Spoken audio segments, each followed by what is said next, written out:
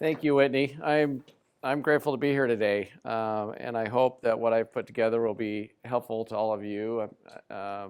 Whitney kind of sent an outline of what she thinks would be interesting to students, and so we followed that outline. We actually read her email, and we kind of followed it and filled it in. Do you guys read emails from professors? So I actually did. I told her I have another connection to Salt Lake Community College, one that may not be received with applause. I spent a lot of time during the winter over at the Lifetime Activity Center. I referee basketball, and so I've refereed the Bruins many times. So they have won national championships while I've been refereeing them, so I'm not all that bad.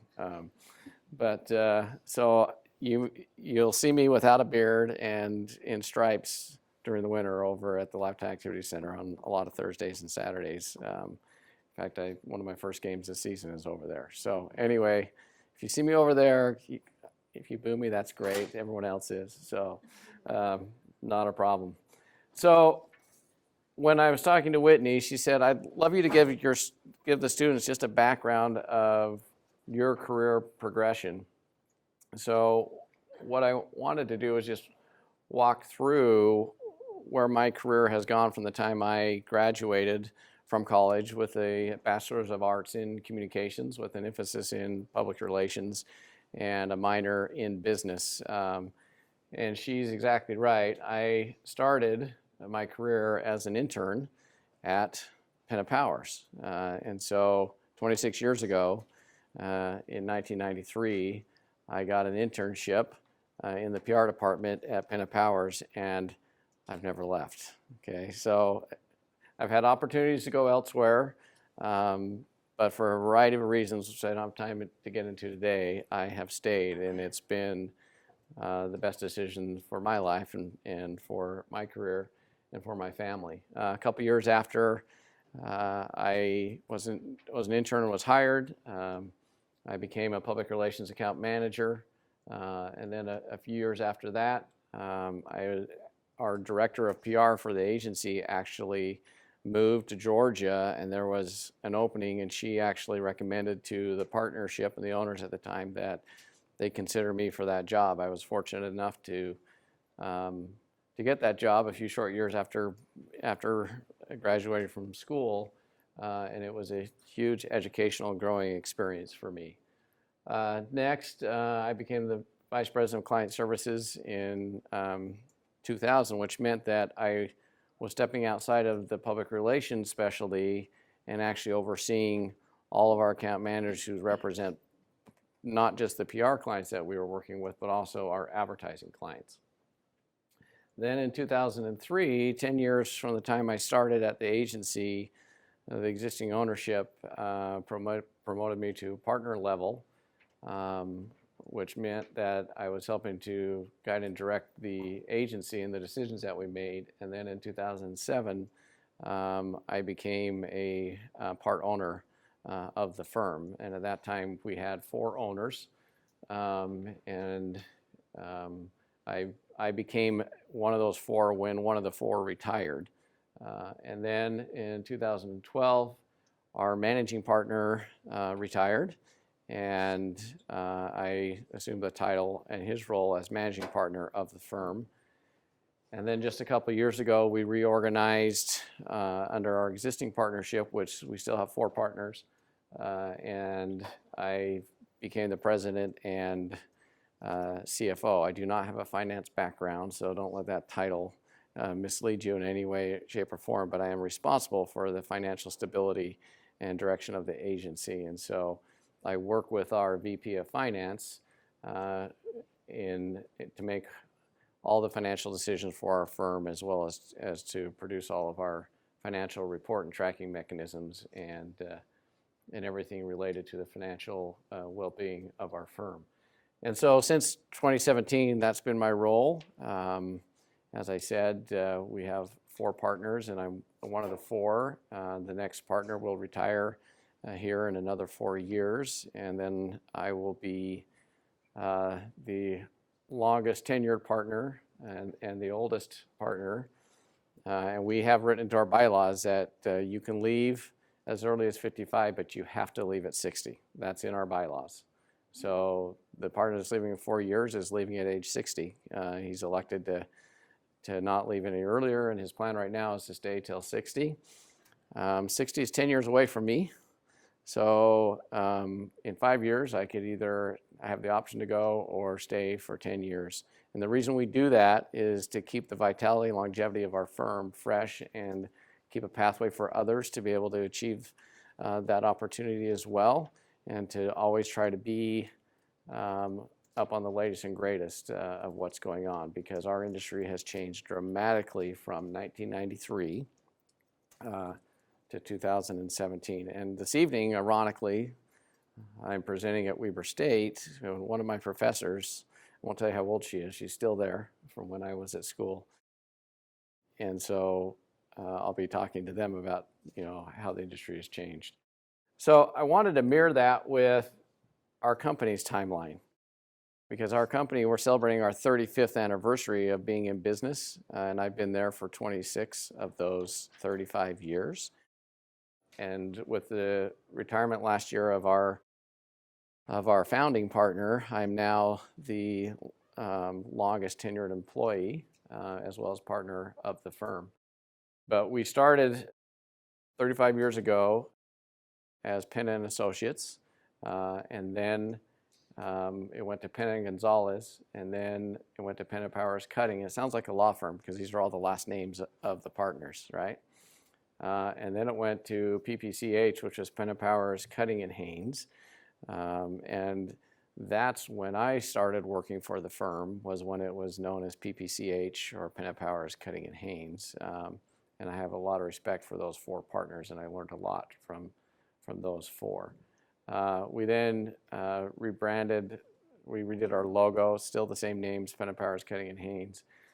And then when the internet first started to come onto the scene, we realized we needed to add the capability of interactive and website development, et cetera. And so we purchased and merged with a interactive firm called ProClicks, and decided for a couple of years to just tack their name onto the end of ours, so people would be like, well, what's ProClicks? And it would be an opportunity for us to talk about that. So after we went through that period of time, we then changed to Penna Powers Bryant and Haynes, again reflecting last names of partners. And when I became a partner and owner, they said, well, do we need to put Smith in? I said, no, we already sound like a law firm. We don't need to put Smith in the name.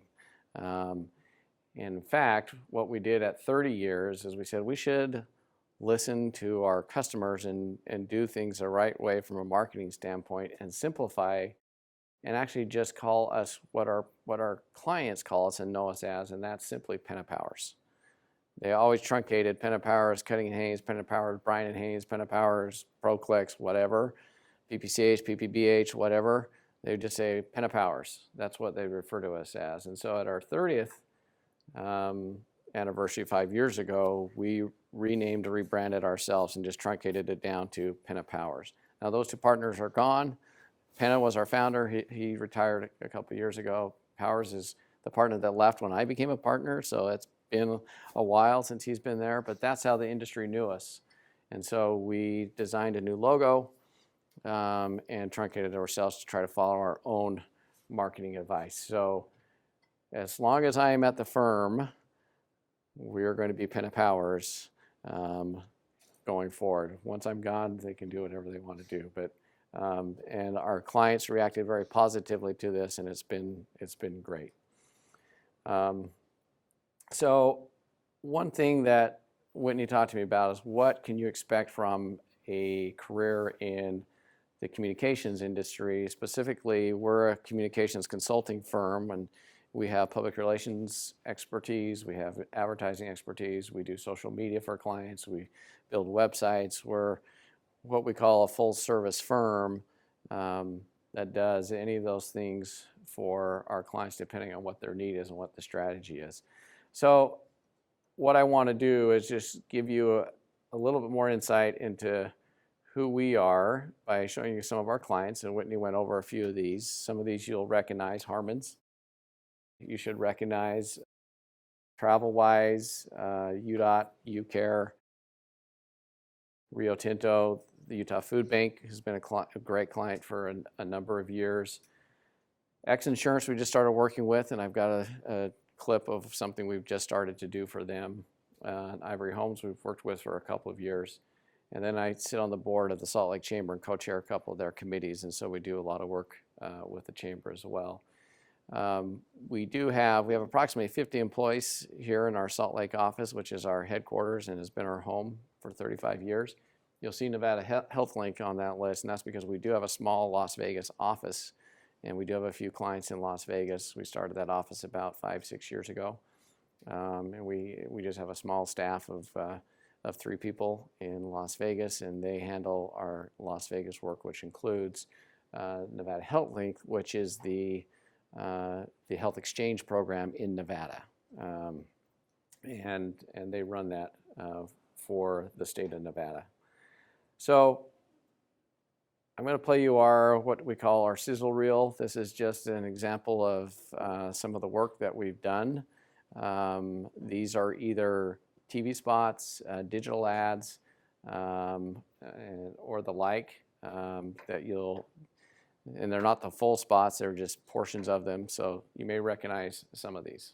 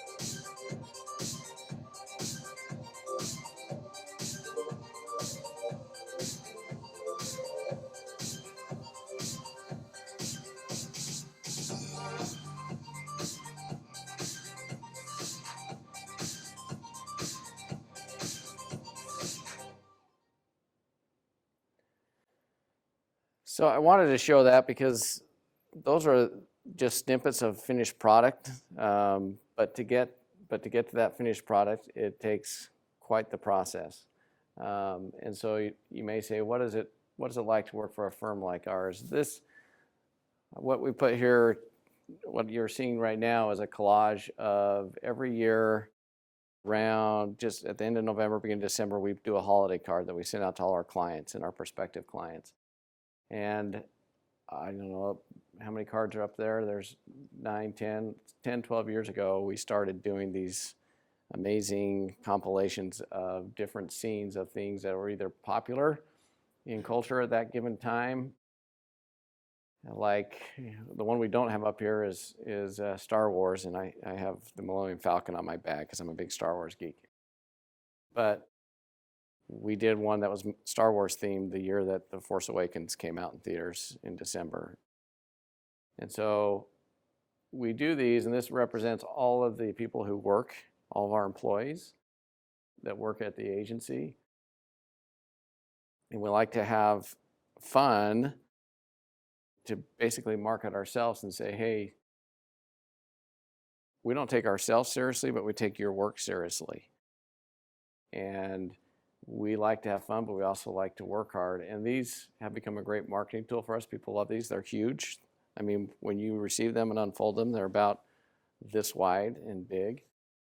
And it's a good introduction to just kind of the life in an agency where you have to have creativity and group thinking and brainstorming permeating throughout your culture, throughout the walls, and through everything that you do, because clients come to us with communications challenges each and every day and say, help us do this certain thing, or help us overcome this particular challenge, or this is what we're trying to do. And they're relying on us to come up with solutions and ideas and strategies of how to solve their communications challenges.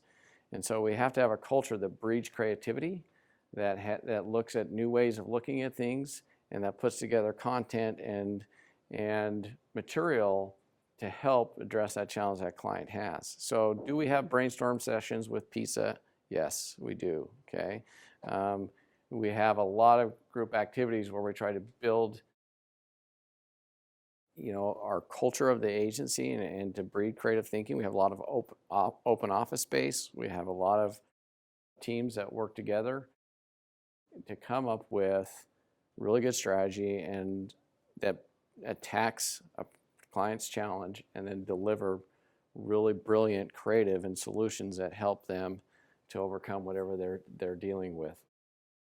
So this is a picture that we took recently outside of our headquarters, which is right by the South Salt Lake campus of Salt Lake Community College, just off of 1700 South. And I would say that the biggest thing to expect from a career in the communications industry is diversity. What I'm doing today I'm making 2 presentations to 2 different schools. I had a meeting at the chamber this morning. I had 2 meetings in my office before I left to come here on 2 completely different issues. And tomorrow is going to be completely different. I have a client meeting between this meeting and when I need to go up to Weber State this afternoon to give this presentation. And tomorrow I'll be working on another completely different set of clients doing different things, whether it's reviewing research and coming up with what the insights are in that research, to whether to putting together their strategy of how to approach a challenge, to reviewing creative that's been produced that's part of a campaign that we're going to launch to make sure it's on strategy and on target, to sitting down and brainstorming with our team on a particular project internally or with a client to say what is currently taking place and what do you need help with. So there's a lot. It's a lot of fun.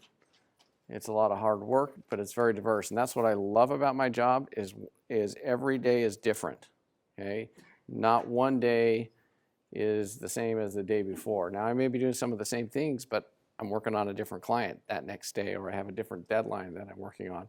And in our firm, our partners we're still heavily involved in the business. I have my own book of clients that I work on, and so I still work in the day-to-day business of what we do, in addition to my management responsibilities, which I love. I didn't go into this industry to become an owner of an advertising and PR firm. I went into this industry to do great communications work, and along the way, those opportunities came up, and it's great. But I still get to do what I love to do every day, and it's still challenging to this day, 26 years later. I don't get bored at work, and at the same time, because you're dealing with clients, the stress level is high because you're always trying to deliver the next best thing. And I never leave on an evening and say I'm completely caught up.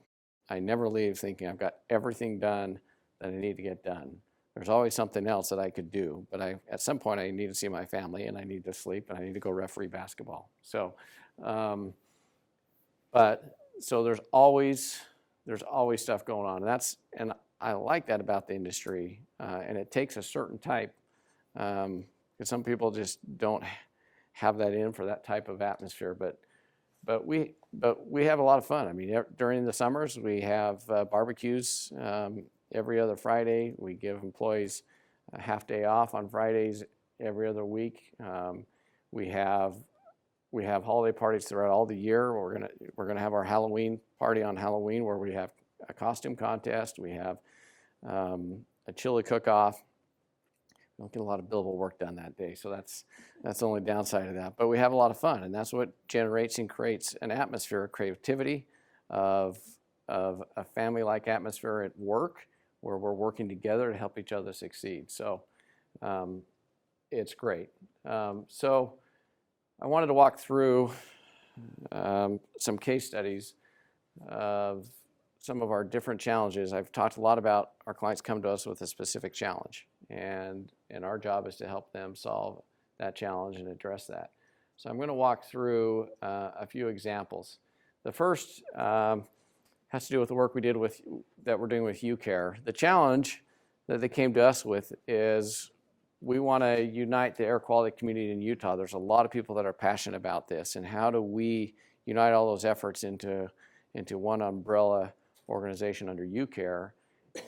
And then how do we urge individuals to take personal ownership of Utah's air quality challenges? Because really, there's so much that industry can do, there's so much that businesses can do, but the majority of our air quality problem is what all of us in this room can do.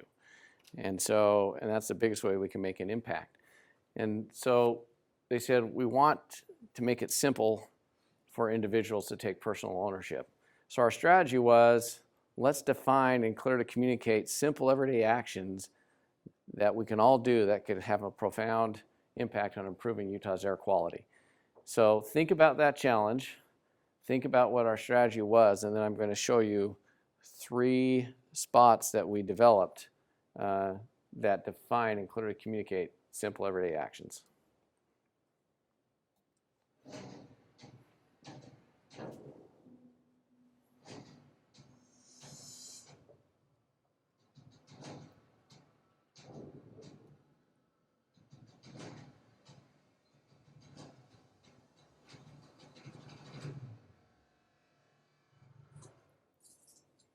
It's easy to be epic.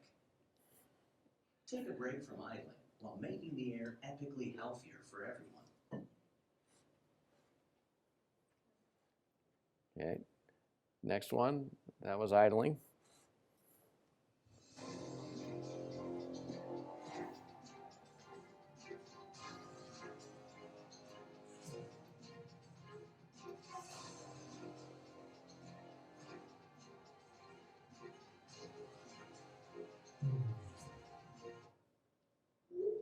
It's easy to be epic. It's no sweat to save hundreds of dollars a year in fuel and maintenance while making the air epically cleaner for everyone. Okay, carpooling. And here's the last one I'll show you.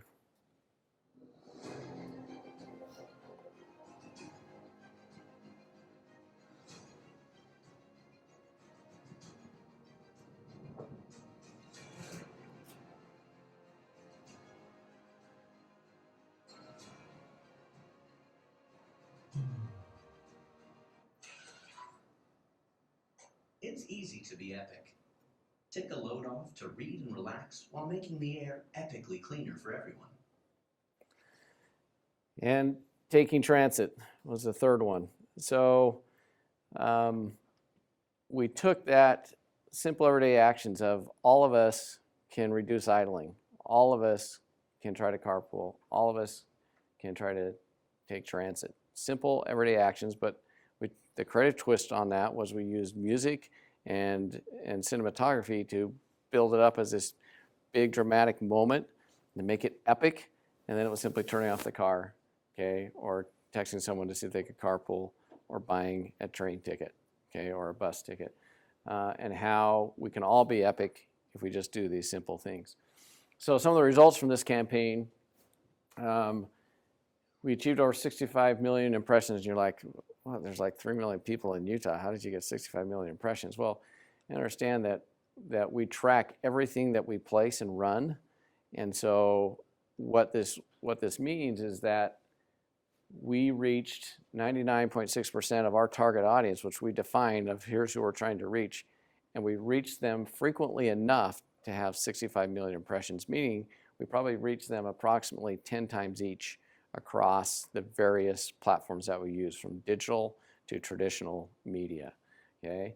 And then the big result, the one that we're most proud about, is that through our research partnership that we have with EDC Utah and others, we were able to verify that there was an increase in trip chaining which means you do all the same trips while you're out. If you're going to take your car out, try to combine all your trips to get them done in the same time, so you're not going back and forth, back and forth, back and forth. Eliminating trips, meaning just cutting trips out and not taking a trip, carpooling and idling. Okay, we were able to have, and that's not an increase in idling, it should be in reducing idling. Okay, so we were able to track results in all those key categories through these simple actions that we were asking people to make. All right, next campaign. And oh, by the way, I should have said this up front, but if you have questions as I'm going along, feel free to ask. We don't have to wait till the end if you have a question as we go. I will leave a little time at the end for a Q&A, but if you have a question as we go, we can stop, and I'm happy to answer any questions. So this next challenge was we won an opportunity to work with the Lieutenant Governor's office to produce a campaign for voter to get the vote out and to increase voting in Utah. Because prior to our campaign, Utah was ranked 39th in the nation for voter turnout in 2016. And so the challenge we were given was we want to increase turnout in 2018. So we ran a campaign last year that was designed to entertain and engage voters with a three-pronged message. We wanted them to register, we wanted them to educate themselves about the issues and the candidates, we wanted them to vote, okay? And so that was what we were trying to do. So there's a few spots here, and I'll show you a bunch of them. Utah is 39th in the nation for voter turnout. We can do better. We may be home to funeral potatoes, but let's not throw a funeral for democracy. It's time to rekindle our deep-seated love for America. November's just around the corner. So come on, Utah, make sure your voice is heard. It's time to get revved up. It's time to get out there and vote. By the way, we use a lot of talent or actors in our spots, but that's the actual Lieutenant Governor, and he was awesome. I mean, he's great in every one of these. And I'm not necessarily endorsing him because he's running for governor, but I do actually think he's great. He's a great candidate. And so this was nice because you actually have your client who's in charge of the elections for the state able to be actually the star of the ad, and he's very talented. So we'll show you a few more. Every time a Utahn fails to get out and vote, Honest Dave here tells a lie. I've never worn a top hat in my life.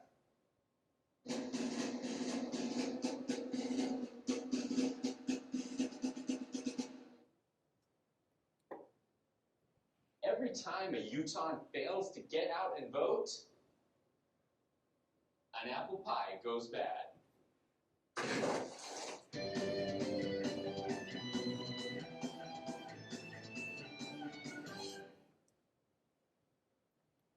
Every time a Utahn fails to get out and vote, a bald eagle sheds a tear.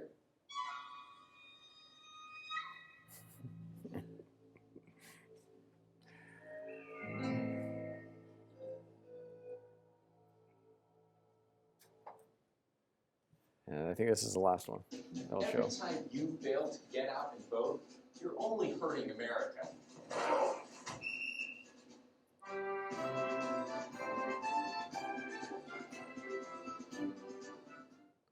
So what were the results of this campaign? Voter turnout increased to 75%, and we moved from 39th in the country to 24th, which was a huge success. One of the reasons we believe we were so successful is that the previous firm that handled this campaign mostly did traditional media.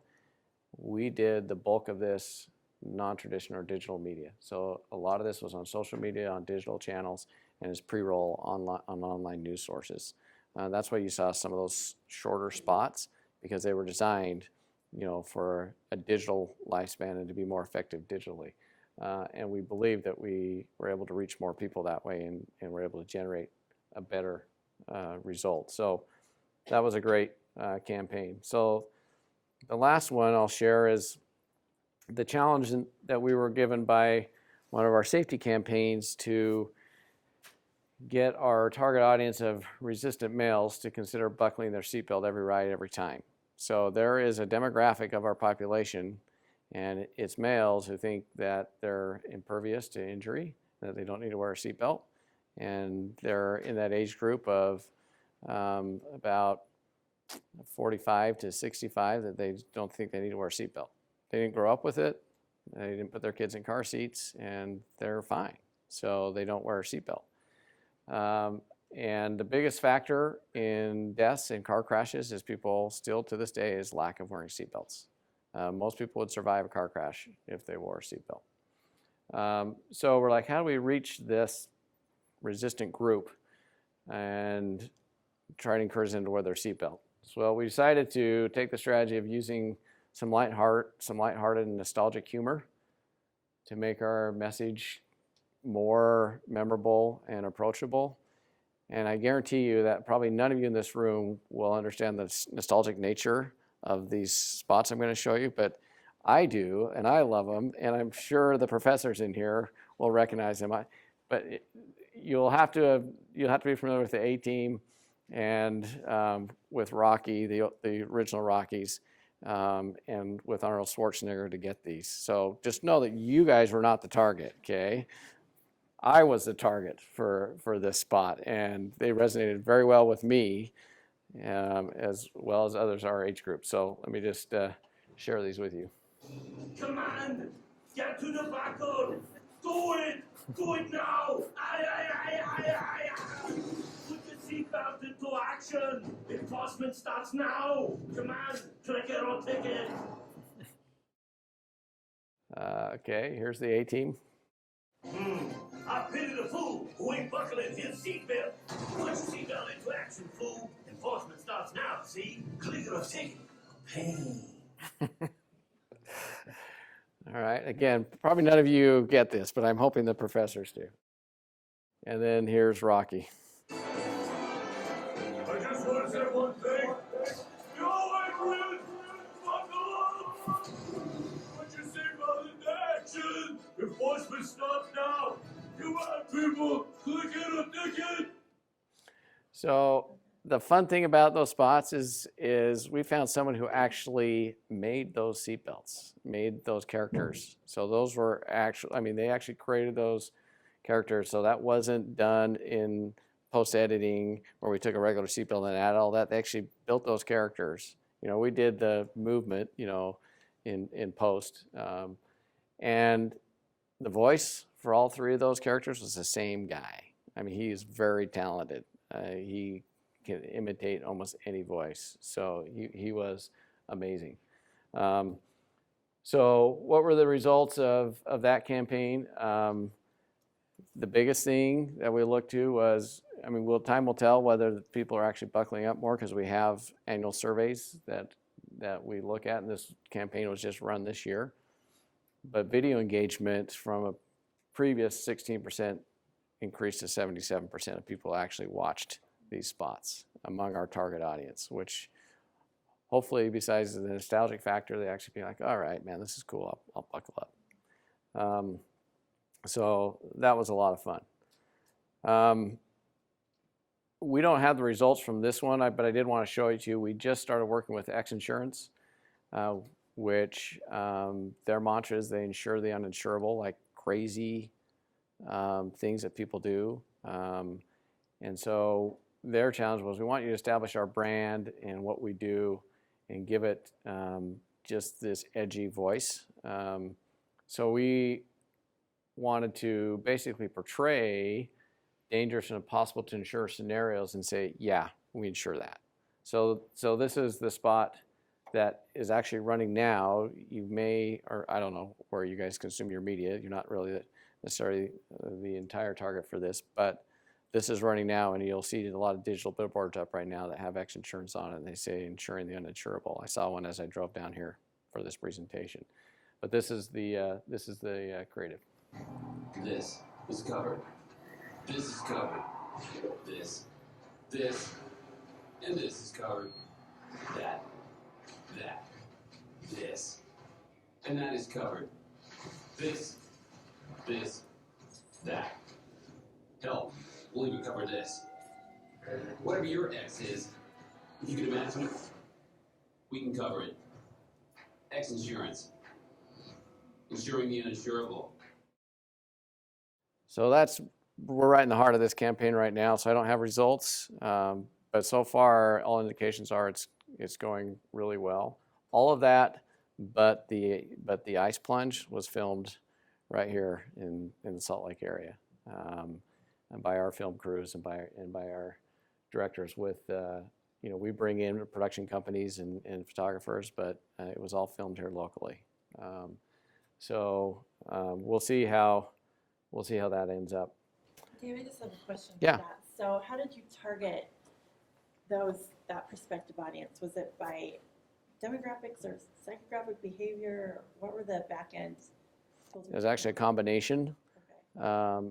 Basically, taking the insurance company's data of who buys their policies, we built a demographic and psychographic, and then are marketing that in places.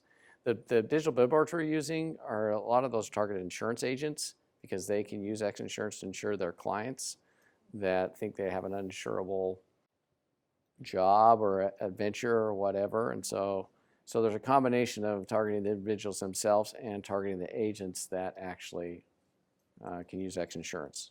Yeah. And was most of that digital, or you mentioned digital billboards, so there was some traditional? Yes, we do have traditional. We do have. In fact, it's running during a lot of sports. So if you may have seen this if you watch local football.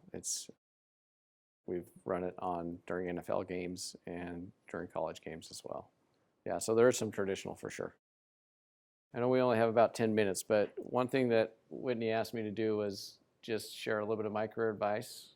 So let me just share. I'm just going to buzz through these about what I've learned over my career and then 10 B's. And so first let's go through career advice.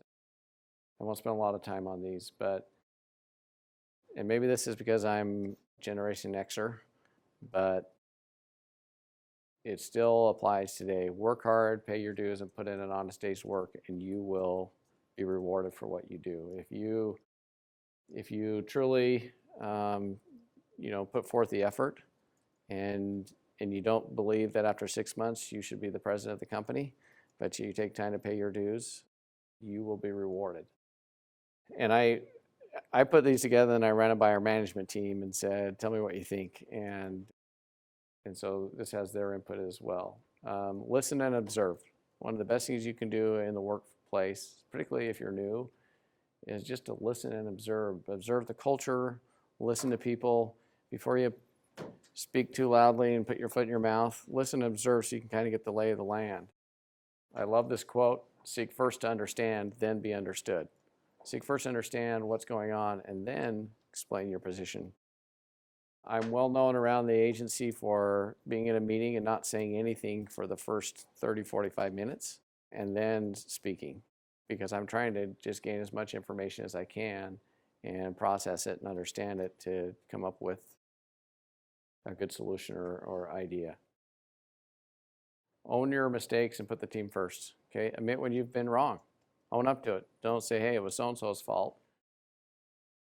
Admit to when you've made a mistake and put the team first. Say, hey, I'm going to put in my time and effort. I want to make the team be successful. So if I've got a guy waiting for information from me to produce something, I'm not going to leave until I make sure he's got the information that he needs.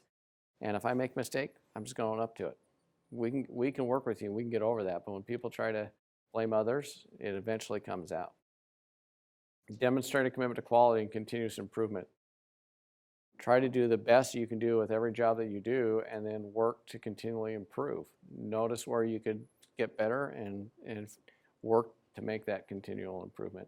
Be patient and waiting for your work to be recognized and rewarded. One thing that we've learned, and most of our leadership council are all Generation Xers or baby boomers, and we've had to learn a lot in working with millennials and working with, figuring out, because we've had to change the way we've done some things and provide different sort of pathways. And I think we've evolved and done a good job of working with millennials, but the one thing we ask of millennials is be patient. Your work will be recognized, you will be rewarded. It's not instant gratification every day, but it will happen. This is one thing I'm big on. Develop critical thinking skills and be proactive in thinking ahead. Too many times we just I get this one thing done and check it off, and we haven't thought through all the possible scenarios or outcomes of what could happen from that decision or that thought process. And then always be thinking, what's going to happen next? What's going to happen next?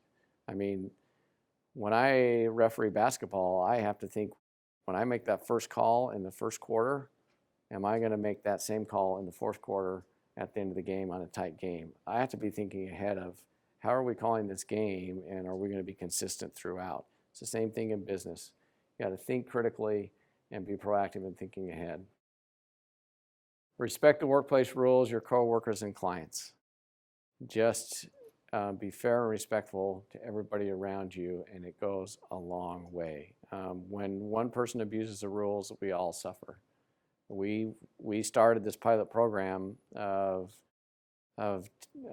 Friday, half-day Fridays, and it was contingent upon everybody getting in their 40 hours for the week, hitting their billable percentages, and then they could take that time. And if people abused that, it was going to hurt it for everyone else. Well, we were happy to report when we looked through our measurement mechanisms that we'd put into place that we didn't have anybody abuse that. So this is going to become a permanent program for our firm. All right, smile and maintain a sense of humor. I mean, you got to laugh. You got to be able to laugh at yourself. You got to be able to laugh at tense situations and maintain a sense of humor among all. I was laughing this morning in a meeting and it was a stressful meeting, but we had an opportunity to laugh at ourselves and laugh at a situation, and it helps you get through stressful situations. So maintain that and contribute to that. It's amazing how far a smile can go. Compete, but don't be competitive. What I mean by that is don't step on other people to advance. Compete, but don't be competitive. Meaning don't put others down, and don't do anything unethical to win, but compete and work hard. We want to beat our competitors on every time we're going after a client. Absolutely. We compete, and we compete with the best of them, and we like to win. But don't step on people when you're competing, and make a difference for good. I've shown you some of our clients and some of the work. We work in a lot of areas that we feel like we're making a difference for good, for air quality, for better air quality, for safer roadways, and for improvements in many different industries. And so you can make a difference for good. All right, 10 Bs very quickly. Be a person of integrity. Your integrity, at the end of the day, that's all that you have. And so be a person of integrity that someone can trust, and know that you're going to be a person of your word. Be honest. Be fair. Be grateful. Be teachable. This is a big one. Even to this day, I need to be teachable. And I need to learn from some of our new employees that are coming in with new ideas and new approaches, because they're natives where I'm an immigrant when it comes to digital technology. And so I need to understand what they've grown up with versus what I've immigrated to. So I need to be teachable. Be real. Be who you are. Be ready. Be curious. Ask questions. Be friendly. We need this more than ever in our world today. And be a problem solver.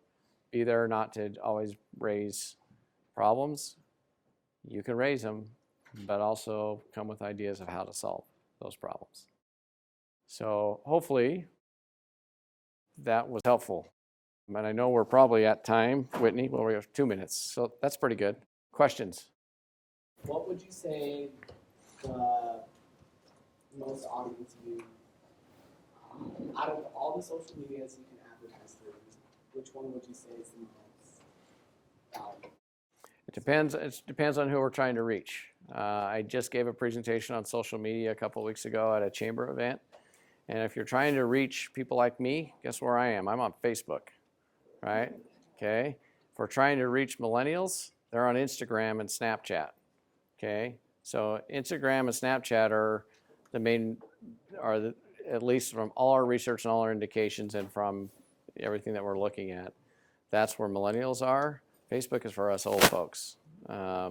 We still use Facebook because people are still on it, but not as much as they are on Instagram and Snapchat. LinkedIn is big on the business community if you're trying to target people in the business world, and Twitter has increased as well. So it just depends. I could show you a whole presentation on social media.